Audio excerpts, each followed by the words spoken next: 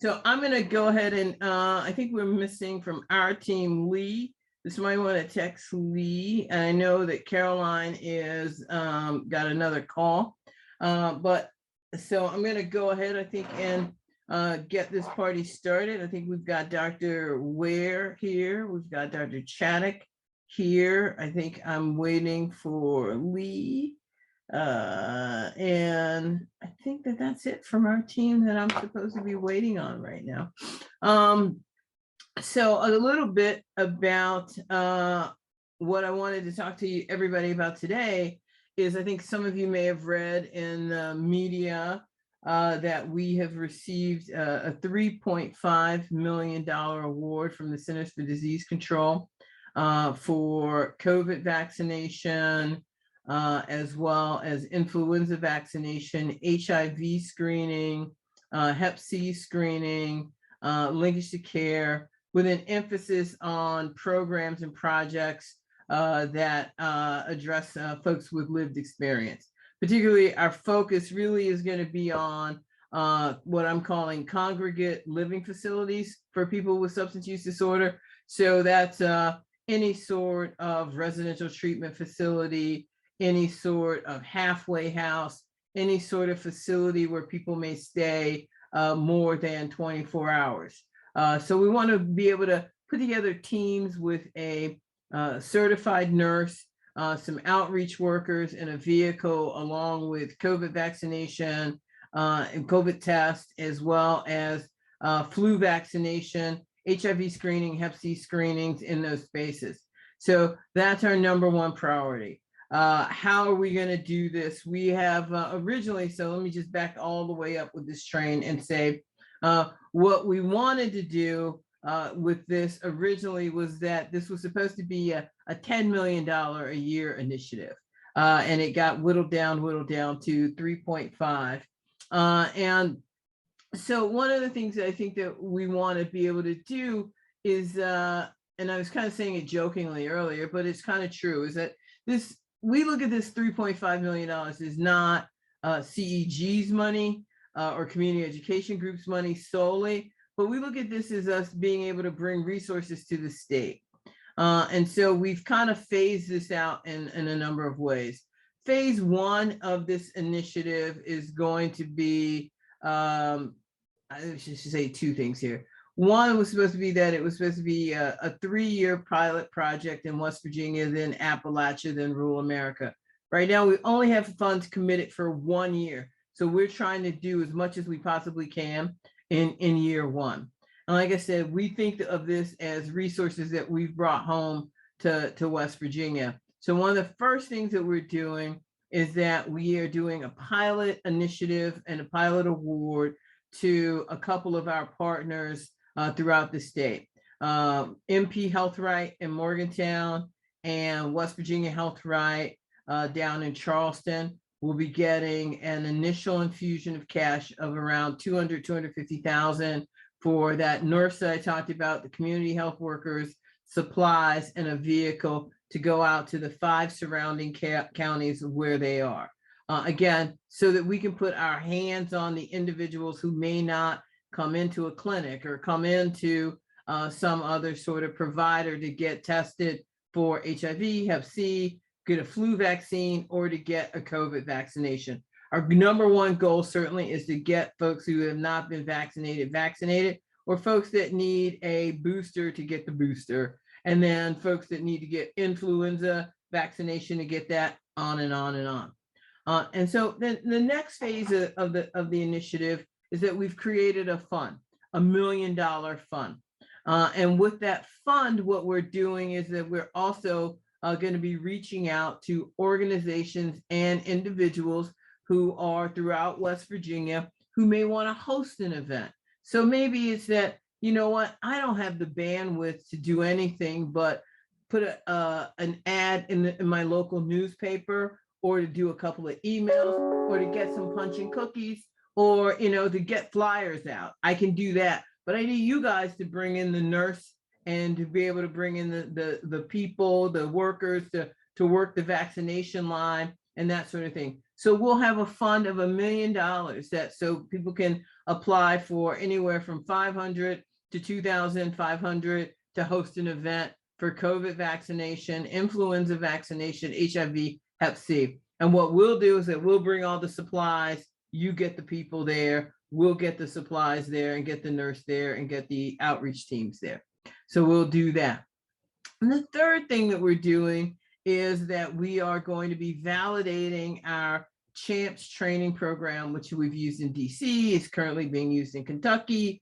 And so we want to be able to do that. We want to do a couple of things. We want to be able to validate it as a training and as a curriculum, and then we want to pilot it. So we're going to be training 15 to 20 people. And so is there a target audience that you're aiming for? Hang on, Doug, I'll get to that in a sec. And so with the CHAMPS training program, they get paid minimum wage while they're in the training program. And then we'll be working with providers throughout the state to be able to identify locations for them to work. And that's one of the other things that we'll be doing, is to identify whether or not really MAT providers, food and nutrition programs, and others are really interested in having community health workers. Are they interested in having them in their budgets? Will they put them in their budget? If we pay them for a year, will they take them on after that year is over? Can we pay for them part of a year? So there's a whole bunch of things that we need to kind of figure out with that. And then the last but not least thing is that we're going to be doing a lot of social marketing and media around engagement of the growing syndemic in West Virginia, or the pandemic within a syndemic. We've been hosting meetings for our syndemic work group, which we also have a couple of folks on here that are going to talk about today. But those are the big buckets under which we are going to be operating with the CDC resources. What I wanted to do today is to introduce you all to some of the folks that have joined us recently. Not all of them are working on CDC, but I wanted to kind of talk about our kind of big picture. And one of the things that we've realized is that we really need to be focused on is not just West Virginia, but also West Virginia and Appalachia. We started looking at, I think many of you, we've talked about the Rural Health Service Providers Network before, which we think is really big, but we started looking at also what are kind of the needs around Appalachia. And when we looked at everything, HIV, Hep C, substance use disorder, flu, educational attainment, we looked at the COVID vaccinations or the lack of COVID vaccinations. What we were seeing is that this was systematic throughout Appalachia. So we also went back and we wanted to look at how could we even begin to talk about Appalachia in a way in which people understood it. Because most people have this idea in their head of what Appalachia is and who Appalachia is. And we said, it's not really who and what you think it is. So what I wanted to do is figure out a way that we could talk about it in chunks or in bite-sized sort of way. So I figured out this kind of like 5-point strategy, what I'm calling the Appalachia Star, right, if you will. So West Virginia sits right in the hub of it, because West Virginia is the only state that is 100% within Appalachia. And then we're going to look at the northernmost county, the southernmost county, the easternmost county, and the westernmost county. And I mean, the way I want to do these introductions today is that people will talk a little bit about kind of their role in all of these things. So many of you know Marcus. And so Marcus is going to be serving as our, what we're calling external affairs coordinator. So one of the things Marcus is going to be doing for the CDC grant is really kind of reaching out to those partners. Doug, you asked who those partners are and who those partners are likely to be. Again, I believe that MAT providers in West Virginia and in Appalachia sit at the nexus of the growing syndemic of HIV, viral hepatitis, and substance use disorder, as well as are instrumental in who we need to reach for continued COVID vaccination and influenza vaccination. I feel like if we can make a mark with our MAT providers, our substance use disorder providers, with our residential treatment facilities, et cetera, I think that we have a unique opportunity to make a huge dent in all of these pandemics, syndemics, and the syndemic within this pandemic. So I think you guys know Marcus. He's going to be reaching out to many of you. You're going to get tired of his emails. He'll be one of the people that'll be also coordinating the fund when it's up and running, which we hope to be in mid-October, if not sooner. And so, that's, him. The other person that we've recently added to our team is Dr. Noel Chaddock. Dr. Chaddock joins us from Bates College in Maine, and her official title is Chief Diversity and Equity Officer or something like that, I think. But what I've asked Dr. Chaddock to do is something that wasn't what was in the job description or wasn't what we initially spoke about, but is to say, can we write a paper and do the research on what is Appalachian heritage, what is Appalachian culture, what does it mean, and why is it that our states are poor, why are our people poor, why are we having negative health outcomes throughout the jurisdiction, throughout West Virginia and throughout Appalachia. So Dr. Chaddock, you want to talk a few minutes about your product and your project? And I'm going to come back to the CDC grant for sure. Thank you so much, Tony, and it's a pleasure to be connected with all of you. As Tony said, I'm Dr. Noel Chaddock. I'm the Chief Equity and Inclusion Officer for Community Education Group, and the big project that I'm handling is this Appalachia Cultural Heritage Project, which has the main goal, I think, of getting a designation for the region, understanding that this designation would bring attention, time, resources to the region following this 5-point strategy. And of course, the big piece of this is that Appalachia is far more diverse than folks think it is. And so we're going to spend some time doing focus groups, participatory research project, and an ethnographic paper that help folks better understand what and who Appalachia is.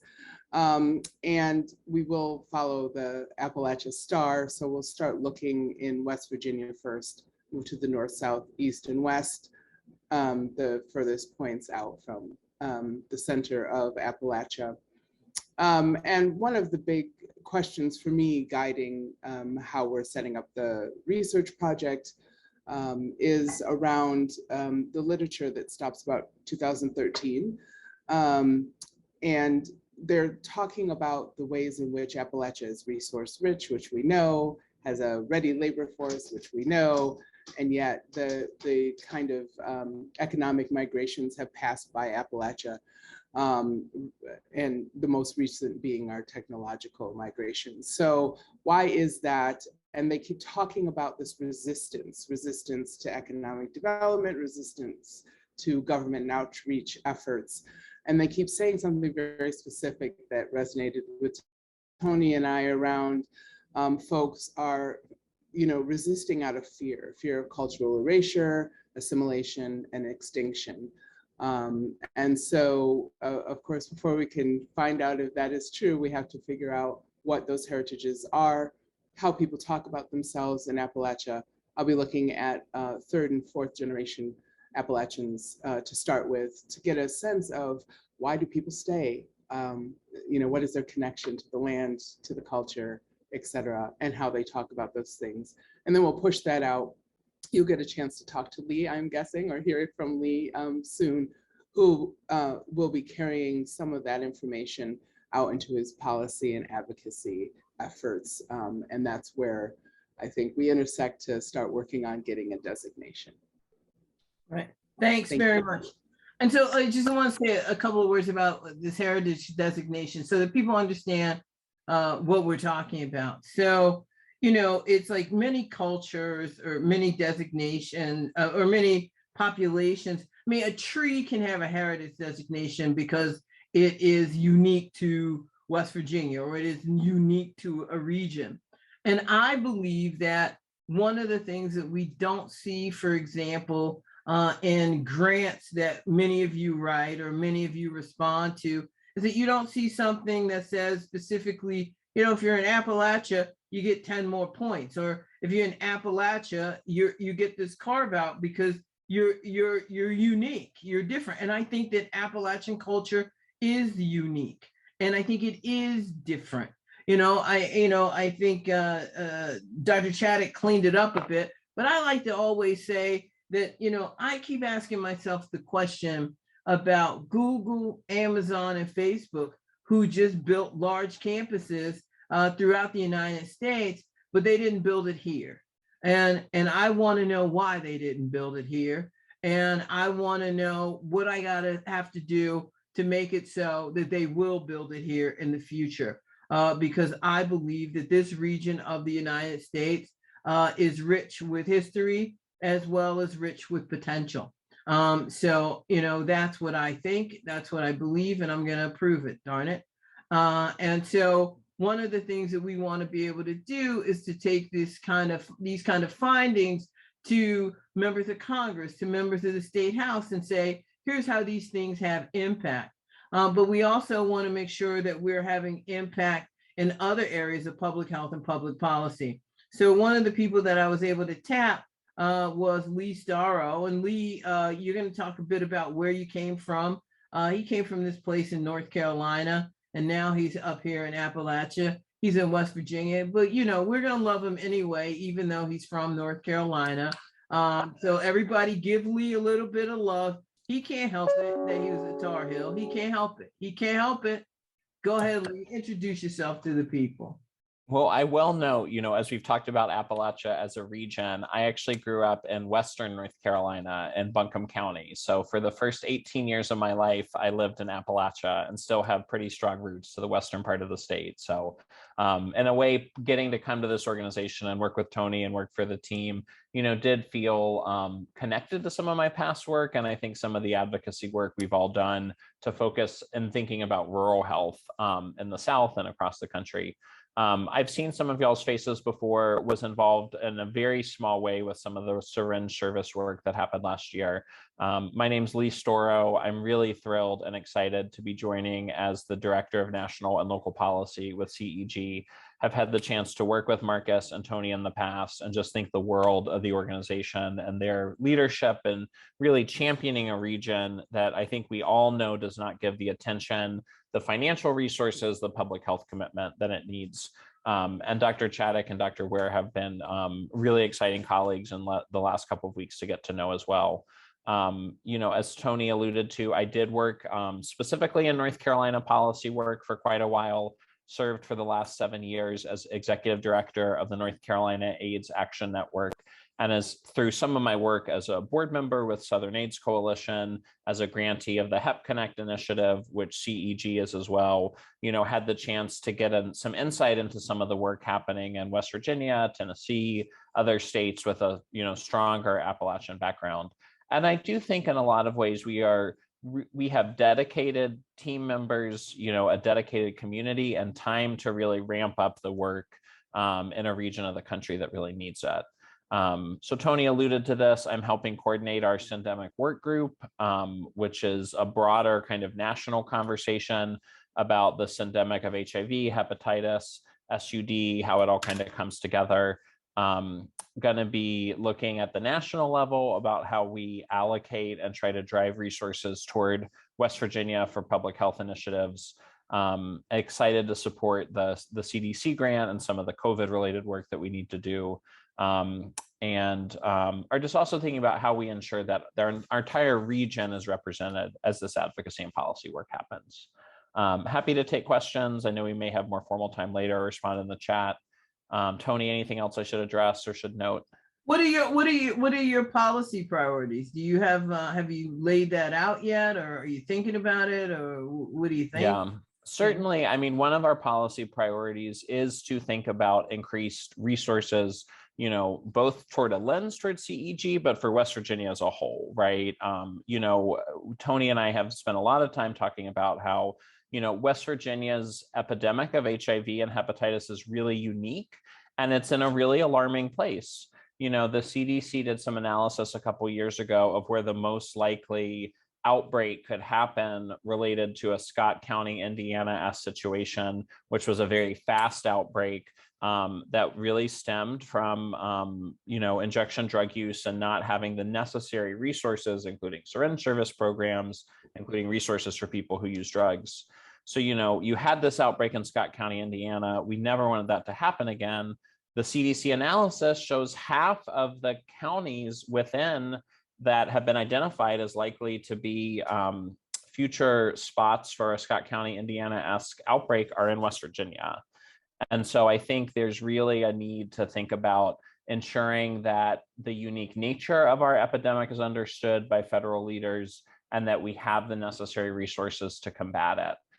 West Virginia was not included in the Ending the Epidemic initiative that DHHS and Donald Trump kickstarted. And that has largely been, I think, due to an argument based on the rate of new transmission. But when you look at the overall population of West Virginia and you look at the unique nature of it, I think that's really a short-sighted approach. And so we're thinking about some dual strategies to think about at the federal level, that front. CEG has also been very involved in some of the advocacy work done around housing issues. I'm a board member, worked very closely with the National AIDS Housing Coalition, and we know that the HOPWA program, many of you on this Zoom are, know about HOPWA, Housing Opportunities for Persons with AIDS. There is an opportunity to get additional resources for that program this year. We've talked a little bit at a state level. We have been talking about some opportunities to try to think about, future victories and smaller victories for West Virginia. We've also talked about, just as a region, that we're at a unique moment with Medicaid expansion and closing the Medicaid coverage gap, both for people living with HIV, for access to HIV prevention services like PrEP, for getting folks access to the hepatitis cure. Medicaid is just super, super important. There's some work happening in some of our Appalachian policy states on a local level to try to both get more people onto Medicaid, but also make sure the existing program is strong. And we're also seeing some conversations about a federal fix within the budget and reconciliation process. And finally, I do want to think about, how CEG, how we just build our base of advocates. I'm a big believer that, I will be doing some direct advocacy work.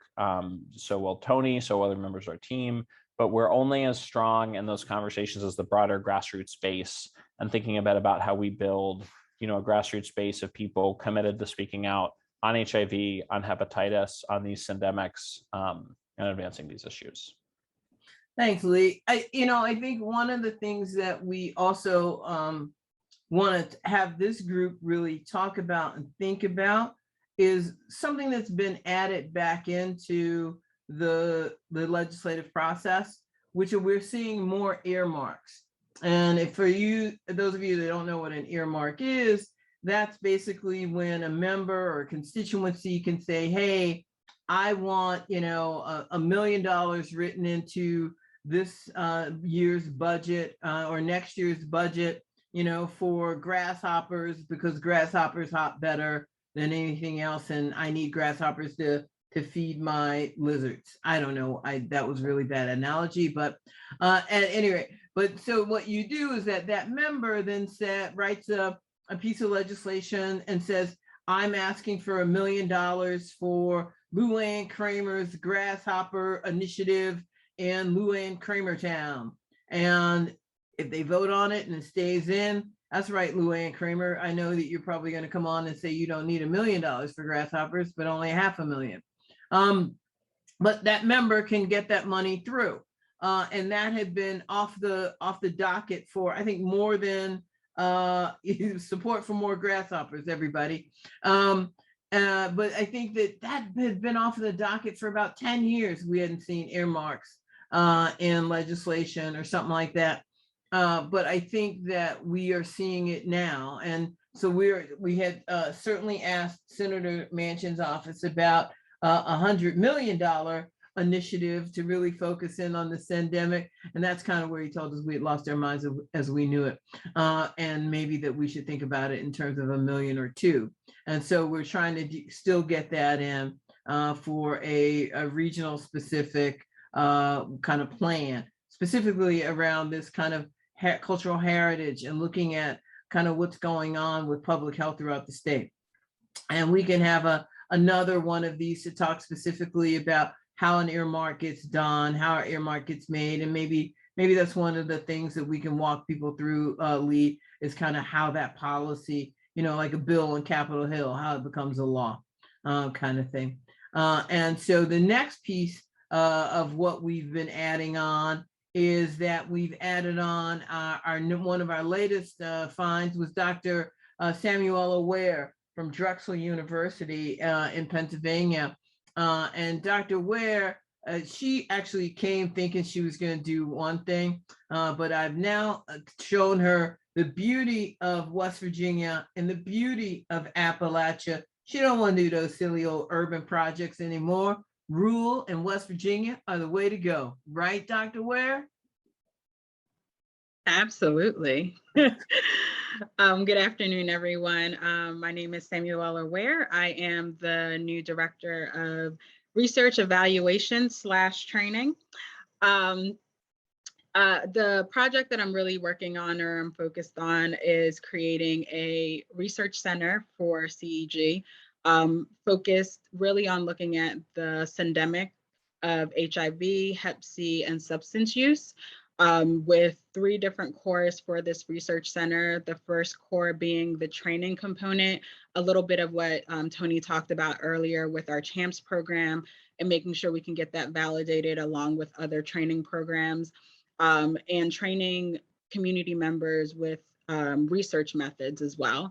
And the second core being the population health. So health disparities and health issues focused on the folks in Appalachia.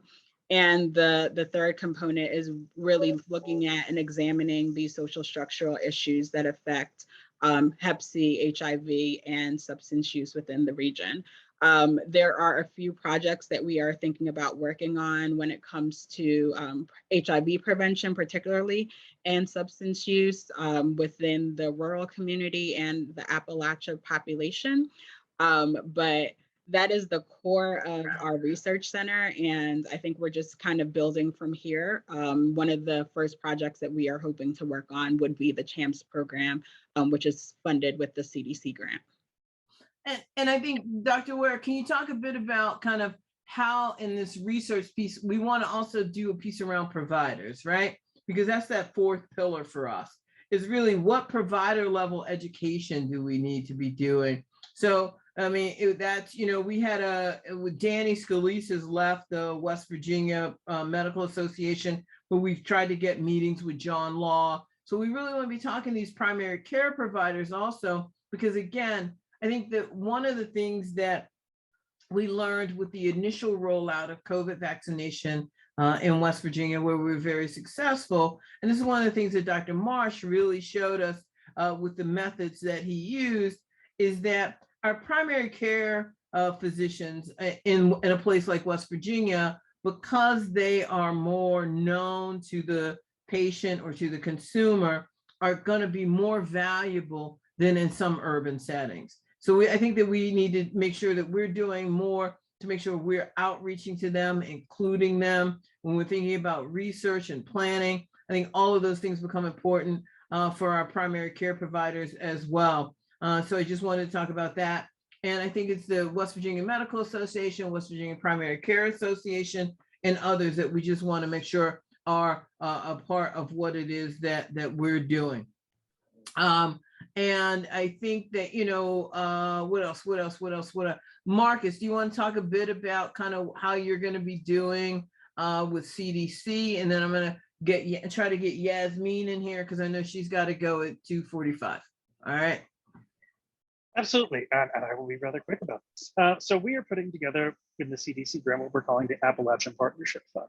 And primarily, that $1 million fund that Tony was talking about earlier is going to be broken up into 500 to 2,500 microgrants that we will then offer to people through an application process that will allow them to put on a one-off HIV, hepatitis, viral hepatitis, COVID-19, and influenza testing and vaccination event.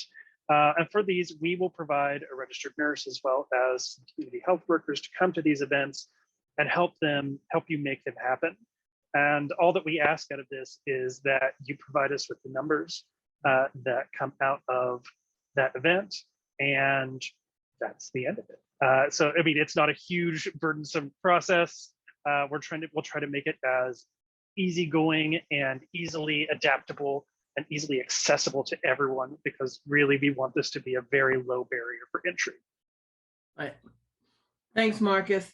And so I think that Lee touched on it, Dr. Ware touched on it, I think Dr. Shagler touched on it, the Syndemic work group that we're doing. The Syndemic work group has had partners in it like, well, maybe Yasmin, why don't you talk about some of the partners? Well, I've brought in Yasmin Halima, and Yasmin, people are like, well, who is she? She's not in West Virginia. Yeah, she might not be from West Virginia, but I'm going to tell you what she was able to do is put together a meeting with the White House and with CDC that really got some of the most, I think some of the very important community activists and advocates in the front of the face of the response to COVID. So Yasmin, can you talk about kind of some of the short-term and long-term goals for that I came up with this crazy Syndemic work group?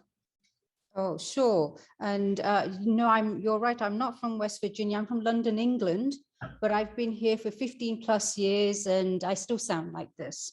So let me just say a little bit about why I think Tony brought me onto the team. One is my background is in community advocacy and public health policy. A lot of that has been in the nonprofit and the government space, but also I've been doing a lot in the private sector, helping clients build communication pathways. So in health communications, pathways that get us to legislative, public policy, or service change. And I was trying to think of an example, and I think it would be around hepatitis screening and access to hepatitis cures when they first emerged. That was the first piece of work that I did in the private sector with an industry partner. My role at CEG is, as Tony, you said, in terms of supporting the Syndemic working group, really supporting Lee in doing three things. One is investing in the Appalachia, that invite that we sent round, following up with foundational partners to make sure they have the support, the resources, really hopefully to create a dashboard so we can monitor what's the execution here, what are they bringing to the table, what support do they need, and what's the progress here. And then the second thing is just in terms of expanding the stakeholder base, right? So who do we have around the table, not just in terms of the number of people, but really what resources do we need and what resource are they bringing to the table. So we're really going to look into that. And then the last thing is partnering with Lee on the policy implications that comes out of the Syndemic working group and broader. And that could be with local partners, but it could also, what we really want to do is make sure that there's national impact. So thanks, Yasmin. And so, so far, some of those people that have been around the table are the Bipartisan Policy Council, AMFAR, we've got the O'Neill Institute at Georgetown University, WVU, School of, I think that's the School of Community Health. We've also had on, working with us there is GW, we've had us, we have people that you guys know. Bob Hansen's been on it. Dr. Slimp has been on it. I said Klemp, she'll kill me. Dr. Slimp has been on it. We've had some industry partners, and we are looking for more. So they're the devil in the details, people. I'm the big idea person. The only thing I want to talk about is kind of what my endpoint is. And so one of my endpoints is that I want us to have a statewide roundtable, big meeting. And I don't know if it, given where the COVID numbers are, if it'll be a hybrid, well, part of it'll be virtual and part of it'll be in person, or it'll all be in person. But I want to have Dr. Rice, who's in charge of the Domestic Policy Council in the United States. I want to be able to get Senator Manchin here, Senator Capito, the governor's office, the vice president's office, Dr. Gupta's office. I want them all to hear the impact of this syndemic across the state, and then certainly across the Appalachia. That's my and I expect them to come with some answers to how they're going to help us resolve this problem. Because, like I say, I think that all these things are linked up together. COVID, HIV, viral hepatitis, influenza, and also the economic implications of this. We've got to figure out some workforce development responses across the state. Is it that we need to train the people to put in, non-emergency medical transportation? Is it that we need to train the people to be able to be, call centers for some of these larger, organizations like Amazon, et cetera? Maybe that's it. Maybe we can't do the warehousing jobs, but can we do the workforce development that we can do, which is a call center? We've got to figure all this stuff out, because all this stuff is having huge impact across the state and across the region. So I want to thank everybody who is decided to take this crazy ride with us on this journey, and to welcome them on board CEG's team. If you have any questions, feel free to kind of come on and ask your question. If you have any thing that you want to know, feel free to ask that. If I can answer it in public, I will. If I need to answer it and answer you in private. Yes. Oh, somebody said we want to talk about Black and Red. And maybe Caroline can come on and talk about what we're going to do with the Black and Red podcast series that we're doing too. That's a little different. Go ahead, Caroline. Do you want to tell the people what we're doing with Black and Red? Sure. Hi, everyone. My name is Caroline Chukwu. I'm a project coordinator here at Community Education Group, and I facilitate the Black and Red Initiative, which is our new podcast and docuseries centering around health education, health literacy, and primarily with an audience focus of African Americans living in rural communities. And our goal of the podcast really is to we plan to interview public health professionals, politicians, local community activists who primarily serve rural communities in an effort to disperse good factual information about hot topics like COVID-19, vaccine hesitancy, HIV, biohepatitis, in an effort to just change the narrative and clear up a lot of that confusion that's going on. And who are our first two interviews going to be with? Yeah, so our first interview is going to be with Dr. Reed Tuckson. Who is? Boyfriend, Dr. Reed Tuckson. My boyfriend, Dr. Reed Tuckson. Thank you very much. Yes, who's the director of the Black Doctors Organization. And our second interview is with Miss Jacqueline Patterson, who is the executive director of the Chisholm Legacy Project and does a lot of work in environmental climate change advocacy. Yeah. And so we, if you have other people you think we should interview for the podcast or for the docuseries, feel free to let me know or to let Caroline know. But so, what I want to do is I'm going to pick on a couple of people you might want to consider working with. Storytellers. Okay, perfect. That's Doug. So Doug, you keep coming up in the chat and in the conversation. So Doug, can you come on, tell these people, everybody here, who you are and why you are like one of the few people I'll take out a whole hour out of my day to go on your webinar? Well, that's your choice, but we've got an exciting group that focuses on integrating and helping each other integrate social services with healthcare, with public health, identifying problems and long-term problems with solutions. So, for example, we've built a white paper that's been used in various places regarding telehealth. And now the challenge is to sustain that. Part of this week's meeting will include a legislative update, and advocacy needs to be front and center. Everyone can be an advocate and a cheerleader for specific issues. That's why when Marcus was talking about the syringe exchange, it triggered me, and I thought that you might be interested in the needle exchange op-ed and a few other things that we've done along with advocacy.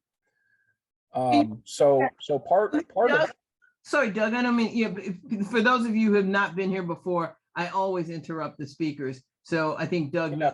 Doug's aware. So anybody who's like, oh my gosh, she just interrupted him like that. The reality is I always interrupt. So, but Doug, can you maybe share information more, some specifics about what your white paper was, what the advocacy is that you think that you need? And I'll ask Lee to reach out to you one-on-one to schedule some time. well, the white paper pretty much defined the problem and the acceleration of use of telehealth. Went through, identified all the potential applications, and we certainly didn't identify all the potential applications.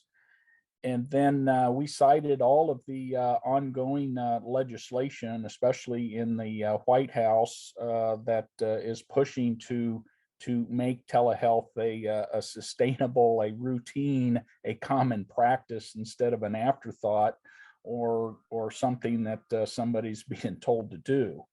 The white paper also underscores the need for leadership and change management. So it underscores and lists a lot of examples of what telehealth has to offer, so on and so forth. We've also built a package. I conducted a couple of brainstorming sessions on what are the biggest health challenges related to mental health and substance abuse, and also general healthcare social services integration. We built those packages and summarized the inputs so that they could be used by anybody who might live next door to a mayor, might live next door to a legislator or a key stakeholder in the county and say, hey, here's some ideas for the American Rescue Plan Act funds, and start to plant those seeds, because it really is going to be a grassroots movement. There's a lot of complacency. I'm just being honest. I know this is being recorded, but what the heck? There's a lot of complacency out there. There's a lot of misinformation. And if somebody can help sort through and be a convener and be a connector, then that's what I want to do, and that's what the health work group is doing. I mentioned the storyteller, the individual that will be giving the legislative update this week. We'll probably mention the storyteller. Her name is Mariah Plant, and she's always looking for stories to tell. You create the narrative, the setting, the issue, the challenge, and she'll help you put together the story. So we've had several stories come out of the health work group that have been used and put in front of West Virginia legislators to help them facilitate, enable them to make decisions, because looking at facts and evidence doesn't seem to resonate very well with some of our key stakeholders out there. So the stories have an impact, and they can do that. So the group, I know a lot of them personally, and there's a lot of folks on here that attend the health work group. Amanda attends it regularly. I see Sherry Cool. I see Corey Beam. I think Lou Ann Kramer is always a member. She usually does an advertisement for some of her products and services, and so that's kind of what we do. So we're kind of plug and play, folks, and connect, convene, and that's what I'm here for. I do this for psychic income. And by the way, in my doctoral program, we were required to read this book on syndemic. So every time I hear you mention syndemics, I get triggered and I go back. But I've also published 2 books on thinking for healthcare professionals. Not that I'm selling those books; they're way too expensive for anybody to buy. But anyway, a community-wide approach to building an integrated community health system is what we need to do together. So Doug, thanks as always. Thanks a lot.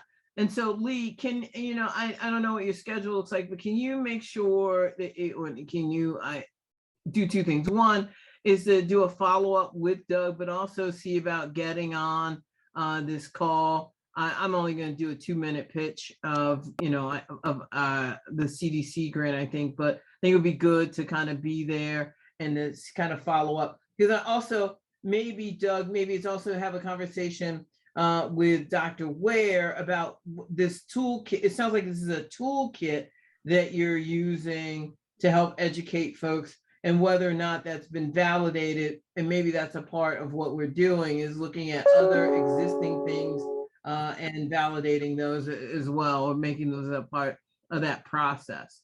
So what do you mean by toolkit? You said that you were giving out these things for people to be able to do these assessments of what.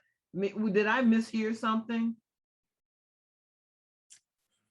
Yeah, I mentioned I used telehealth. It's a white paper that Right. 26 pages of A through Z on why telehealth needs to be sustained. There's 2 other packages, so to speak. Yeah. They're packages and not tools, but they're written. They're in paragraph form.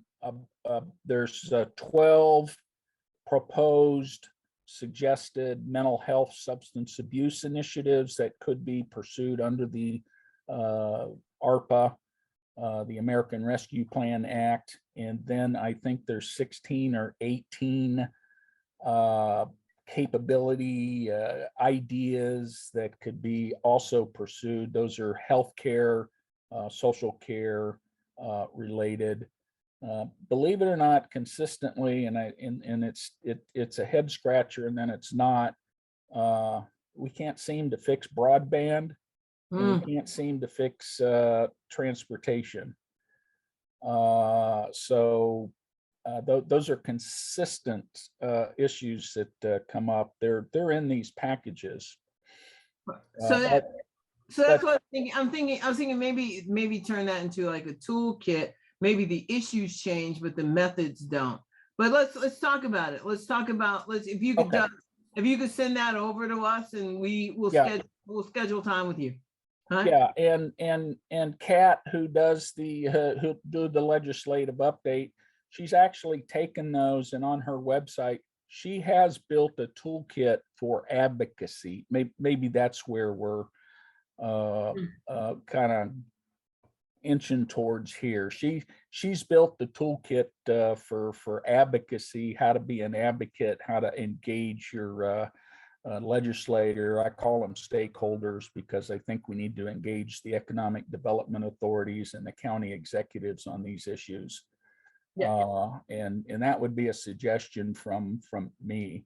I would say our health work group is one big toolkit that people can reach into. We can plug and play you any way we can. I know Corey Beam, who's on, reached out and said, "Hey, I'm developing a grant. Can you find some data?" I don't know how well we helped him, but we did get him some data to help him with his grant. So I kind of know where a lot of these folks are after doing this for about 3 years now. All right. Thank you very much, Doug. I appreciate it. And thank you for being such a great resource, not, just to the people, in your work group, but I think to all of us across the state. I think the next person I'm going to call on is Amy Snodgrass. Amy, can you tell the people what you do? And by the way, my favorite, and this is my favorite name. And here's Amy Snodgrass. Hello. Yeah, I am project director of a rural opioid community response grant in the Mid Ohio Valley area, so in Parkersburg region. Right now, we're working on an initiative that we have just adapted a community education curriculum from Maryland that focuses on ACEs, stages of change, social determinants of health, MAT as prevention, and then the fifth there are 5 modules, and the fifth one is community health framework for people who use drugs. So we've trained about 60 individuals across the state that will go out and start leading community trainings. So we're really, really excited about that, more so to get into communities and start educating on these topics, because we feel they're vital as we move forward in some of these initiatives for sure. Perfect. Thanks. And is there more stuff that you want to talk about, or Well, yeah, I mean, I think, you know, I always share this because it's my passion area, but in these counties, I mean, definitely when we're doing this work, it's hard to progress our initiatives without educating people, and not just clinics and providers, but people in general. So we, you know, first responders, the judicial system. So if we can start with the topics such as just simply, you know, adverse childhood experiences, and understand that at a community level, I really think we can build upon it and move a lot of these initiatives forward. Okay, cool bean. Yes. Thank you, Amy. You're welcome. The next person is Trina Scott with Gilead Sciences. Trina, can you tell about a bit about the resources that Gilead offers to its community partners throughout the state of West Virginia? Well, good afternoon, everyone. I was eating, so yes, I can. No worries. So I am Trina Scott, the community liaison with Gilead Sciences, and I cover the state of West Virginia and also Maryland.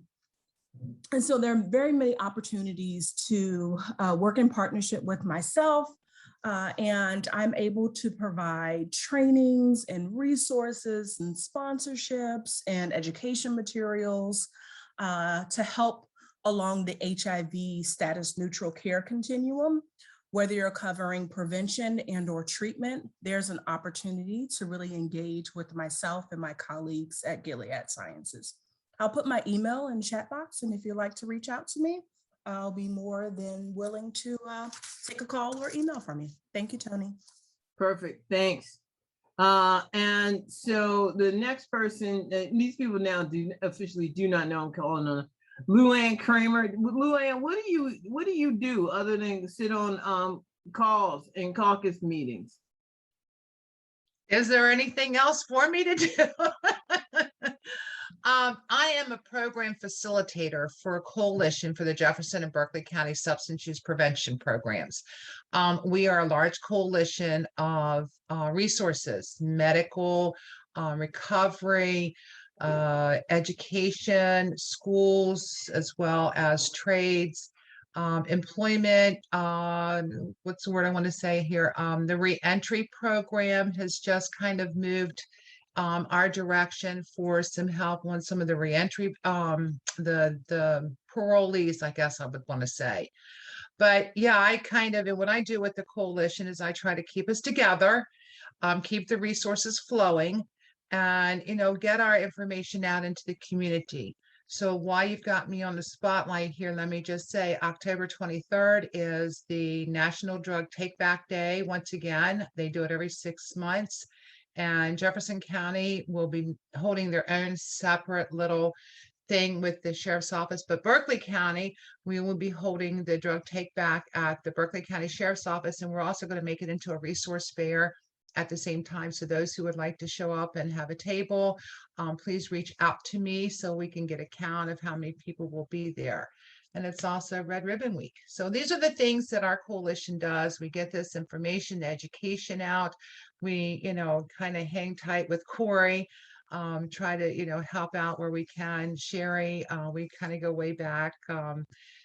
We do drive-bys, but it's a, you know, funny private joke there. But that's pretty much what I am. I am the facilitator, and I keep us rolling. Perfect, thank you. Luann is the person, everybody on the CEG team, you call if you need to know who somebody is or where to find somebody. You call Luann, and she'll know, like she'll say, I don't know him, or I'll know, I'll find out for you. And you can do that probably with Amy as well as Luann. So thanks, Luann, for all that you do, helping keep us moving. The next person I'm gonna call on real quick is Corey. Corey, can you talk a bit about what it is that you do at your program? Sure. I work for the Boys and Girls Club of the Eastern Panhandle here in West Virginia. We serve Morgan, Jefferson, and Berkeley. I'm the opioid prevention program manager. So I run a grant for the club. We focus on prevention, family engagement, connectivities. We run evidence-based programming directly to the families and the kids that we're working with. We do community outreach. We utilize relationships with our schools, our recovery community, the hospital, providers like you all, the community education group, just really to gain a deeper understanding of the opioid epidemic in a whole, and then try to figure out ways and initiatives and collaborations. Stacy. Sorry. Oh, dang it. I missed her. Sorry, go ahead. No, I didn't want Stacy to leave because I wanted her to talk about the Oxford houses, but that's okay. Go ahead. Sorry, Corey. Oh, that's okay. We just utilize whatever at our disposal within the community to try to build stronger families and to give just tools and relationships to really combat some of the things that we're dealing with. I'm one of the individuals Amy was talking about as far as being trained on the 5 different components. So I'm really looking forward to rolling that out in our community as well. We did do one training for the Boys and Girls Club last week or the week before that went really well. Noel from the Martinsburg Initiative was able to come in and do that in person for us. So just getting as many tools as we possibly can and trying to utilize them as effectively as we can is kind of where we're at. Perfect. I really do appreciate it. I think that, yeah, I mean, I think that one of the things that we also did is that we've been working with a group called Lotus Wellness, and, you know, they bought that Boys and Girls Club in Berkeley. So they're going to be putting in at some point over the next year a recovery support center in the old Boys and Girls Club building in Berkeley Springs, so in Bath. So that's going to be, I think, a very important add to the recovery support that's available in the Eastern Panhandle. Anybody have any questions? We are about 2 minutes out. Marcus has sent me a note to remind you that we have a Rural Health Service Providers Network call. If you're interested in signing up to receive any of the trainings that Amy or Corey talked about, please put your name in the chat. I didn't click. Hopefully that's what it said at the bottom because I didn't click. Oh, he said there is no RSPN call tomorrow. Not that there is one, that there is not one. See, and this is why I don't even maintain my own life anymore. If you have any questions or want to get on the list to potentially get one of these small grants that are going to be coming out, please email Marcus. Do not email me. Do not email Amy Snodgrass. Do not email. Only person you can email about it is Marcus. That's it. That's all. I don't even know about it, so I can't even talk about it. So I can't even be about it. Let's see what else. It is now 2:59. I want to thank you. I want to thank you all for always coming on to these calls and helping us be better and do better. So thanks again. Thanks everybody. Have an amazing month. We'll see you next month. And I don't know what our topic's going to be, but I think it's going to be congressional budgeting, Lee. So you should get ready. All right. Talk to you. Bye.